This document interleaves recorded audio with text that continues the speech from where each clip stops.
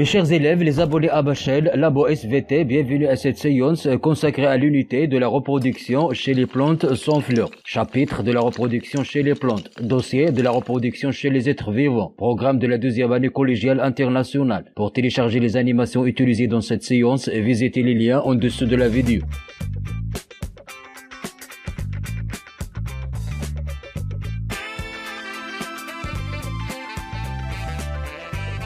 Mes chers élèves, les plantes sans fleurs sont des plantes qui ne fleurissent pas, ne produisent ni des graines ni des fruits. Parmi les plantes sans fleurs, on cite les fougères, comme le polypode, sujet de notre séance, les mousses, les hépatiques, les algues, les champignons et les lichens. Mes chers élèves, on a étudié dans la séance précédente que les plantes à fleurs se dispersent dans la nature pour coloniser les milieux par les graines et se produisent par des fleurs. Alors comment se dispersent et se reproduisent les plantes sans fleurs et sans graines, comme le polypode? Pour répondre à cette question, on va réaliser les activités suivantes.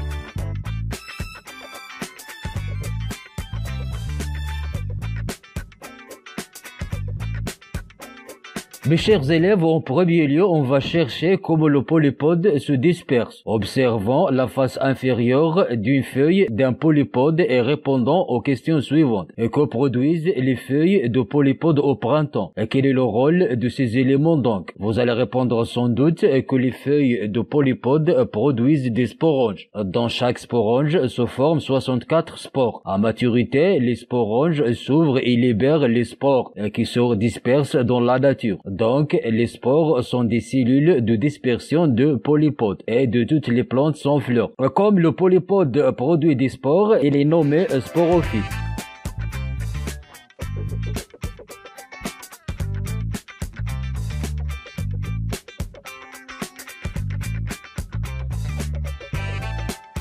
Mes chers élèves, et maintenant on va découvrir quel est le devenir des spores dans la nature et comment se fait la fécondation chez le polypode. Observons l'animation suivante et répondons aux questions suivantes. Quel est le devenir des spores dans le sol? Quel est le rôle du protale? Comment se fait la fécondation chez le polypode? Vous allez répondre sans doute que les spores germent dans le sol et donnent une feuille verte autonome nommée protale. Quand les conditions de l'humidité et de température sont favorables. Mes chers élèves, la face inférieure du protale porte des organes mâles, nommés entéridies, qui produisent des entérozoïdes ciliés et qui sont des gamètes mâles. Le protale porte aussi des organes femelles, nommés les archégones. Chaque archégone produit un ovule, qui est le gamète femelle. Donc le rôle du protale, qui est une plantule autonome, est la production des gamètes. Il est nommé donc gamétophyte. Lorsque le protale est inondé par l'eau de pluie, par exemple, les entérozoïdes se déplacent dans l'eau par vibration des cils vers les ovules pour les féconder. Après la fécondation, l'ovule se transforme en zygote qui se développe en polype jeune puis en polype mûr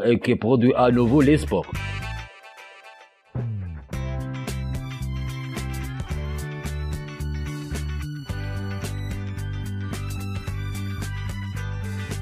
Mes chers élèves, comme récapitulation, on va réaliser le cycle de développement polypode en menant chaque élément à sa case convenable. Sporange, spore, protale, gamète, zygote, polypode.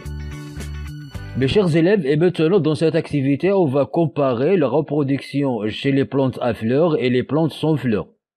L'appareil reproducteur est la fleur qui porte les organes sexuels chez les plantes à fleurs. Le protale est l'organe reproducteur qui est une plantule autonome chez les plantes sans fleurs et qui porte les organes mâles et les organes femelles. La fécondation est évoluée, fait intervenir des facteurs autres que l'eau, notamment les insectes, le vent chez les plantes à fleurs. Chez les plantes sans fleurs, la fécondation nécessite la présence de l'eau. La dispersion se fait avec les graines qui résistent aux facteurs extérieurs. Chez les plantes à fleurs, la dispersion se fait avec les spores. Chez les plantes sans fleurs, le cycle de vie comporte une phase. Chez les plantes à fleurs, le cycle de vie comporte deux phases. La phase sporophyte qui produit les spores et la phase gamétophyte autonome qui produit des gamètes.